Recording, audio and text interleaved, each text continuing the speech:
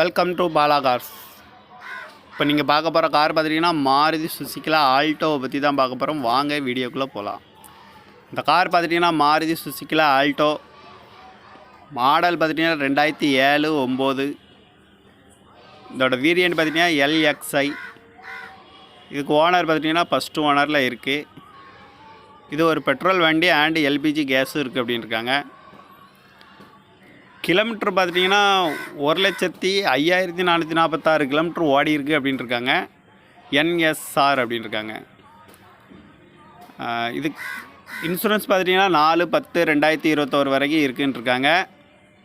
இதோட ID value பார்த்துட்டிங்கன்னா 73,150 ரூபான்னு இருக்காங்க.